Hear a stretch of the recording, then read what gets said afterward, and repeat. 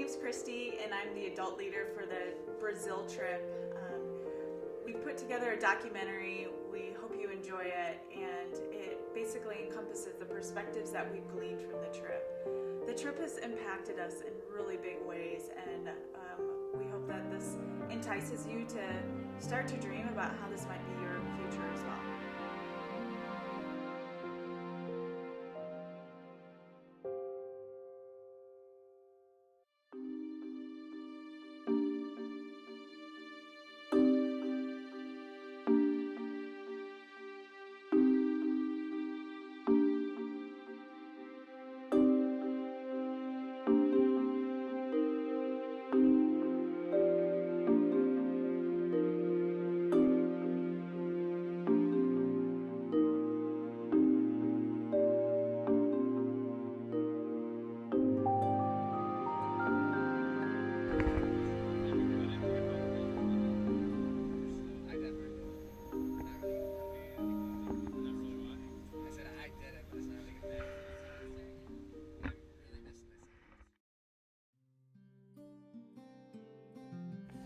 So Kristen, tell me. Okay, one thing though, no swerving in the chair. Yeah. Okay. Yeah. Do you want me to look at you or do you want me to look at that? Okay. You can look at me. Yeah.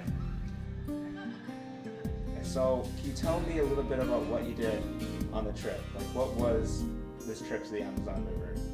We went on a trip to the Amazon River, and it was 9 days, 9 nights that we got to spend with each other and learn about the Brazilian culture with one another and experience the work of God in Brazil. We stayed on the Amazon on a boat, and we were able to provide medical care and give an outlook to the people of how we see ourselves working with God. And we were able to meet a bunch of different people and give them medical care with the physicians and the nurses that were along with us on the trip. Okay, I'm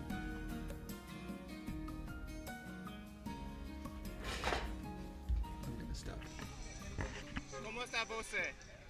¿Cómo está você? ¿Todo bem?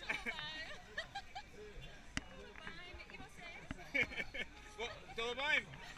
Todo bem. Siempre todo bem. Es un bom dia.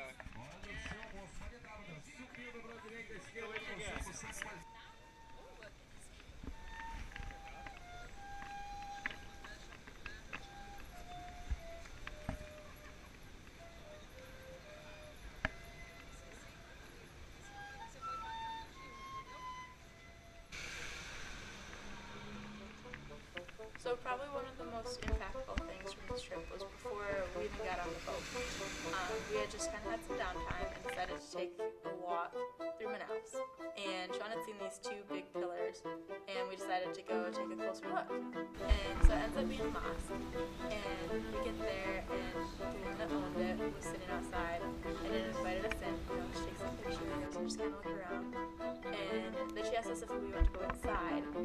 So we end up going in, and she gets all of us girls some skirts and just totally accommodated us so that we could go in. And so that was really neat to see. But while we're inside, she kind of goes into her story and her life and how she's lived in Brazil her entire life. And her husband is Syrian and had moved there several years ago. But they met and fell in love in a week, and then now they have this beautiful child, and just everything's great. So that was really cool. And then she kind of went into how our perception of her faith of Muslims tends to be a little disturbed, and how we often think of Muslims as these cruel and mean, sometimes violent people, and how that's not true. That for her, having a good heart is what matters, and being just a good person is really all that matters. And so I guess leaving the mosque, it kind of prepared all of us just to be more open before we got on the boat, open to new people and to new experiences.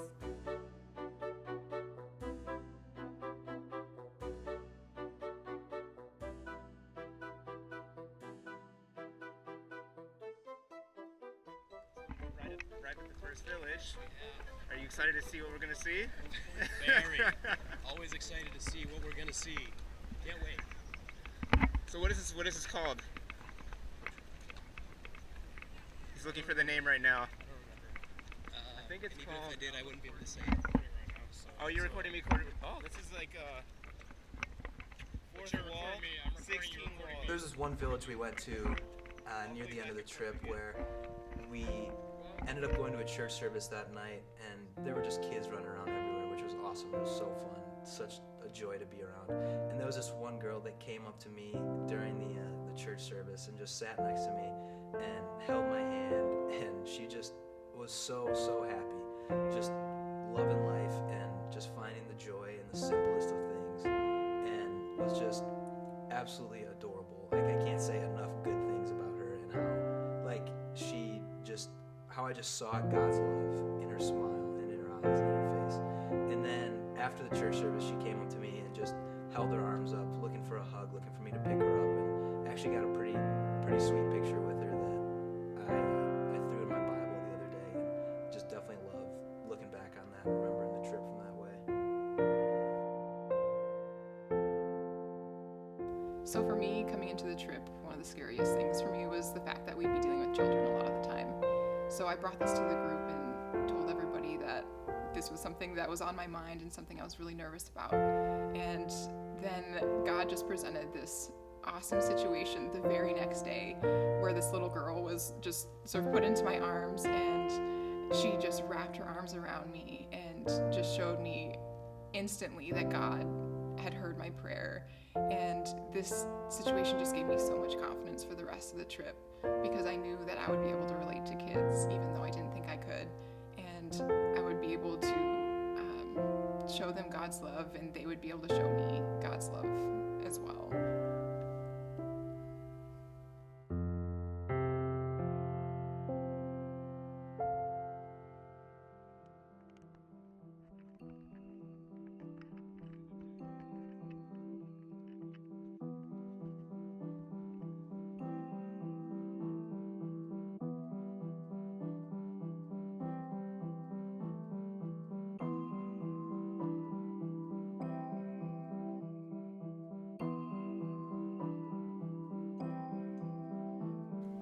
So going into the trip, I felt a little anxious about what medical short-term mission trips would look like. We visited a village one day, and at the end of the church service, the pastor made an altar call, and there was about 8 people that raised their hands and wanted to claim Christ as their Savior and give their lives to Christ. And this made me feel really uncomfortable, because 10 minutes later we got on a boat and left. To me, mission work and showing the love of God is done through being a disciple and walking alongside people in their lives wherever they may be. And it's not counting the number of lives that we save while we're doing mission work. So had I not gone on this trip, I wouldn't have seen that at all. And now going forward into the possibility of long-term mission work, or even just living wherever I end up, doing mission work through being a disciple with people is what I want to take forward.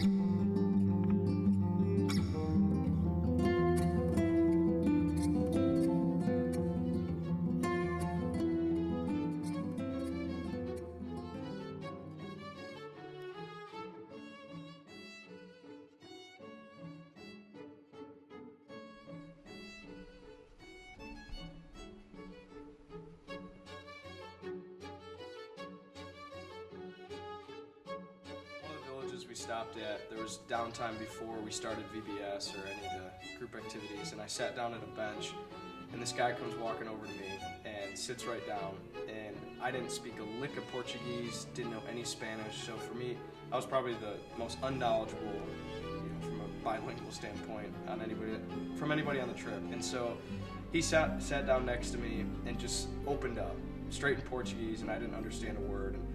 And some of the buddies on the trip were laughing as I'm sitting there just having no idea what he was saying. But truthfully, it was like one of the coolest moments that I had on the trip, because this guy just opened up. He was laughing at his own jokes. He was, you could tell sometimes he was getting a little deeper, but for about 10 straight minutes, this guy just talked to me. And I think one of the things that I learned through that is God just calls us to be listeners sometimes. And for me, just to sit in that moment and listen to a guy who is from the other side of the world just open up to me and just share whatever he did share, I have no idea, was just the coolest moment. Just showed, like, sometimes in life, you don't have to have the best thing to say. You don't even have to say anything at all, but just take the time to listen to what people have to offer. It was an awesome moment.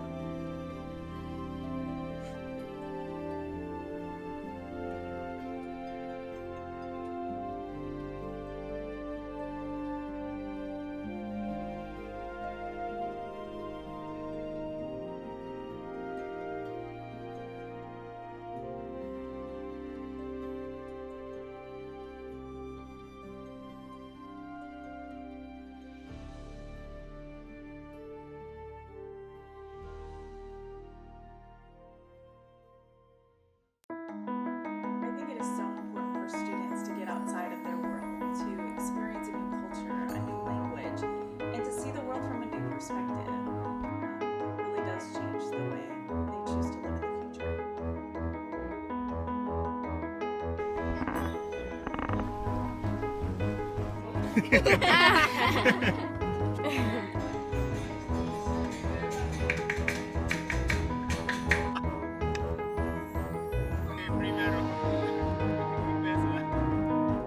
I have seen that my hands are able to do the work of God because His grace is sufficient. I've seen how God's love affects different people. I've been changed. I've been taught the simplicity of God's love through this trip. I have grown relationally. I've been shown the expanse of His kingdom through this trip. Brazil is waiting for you. Will you go?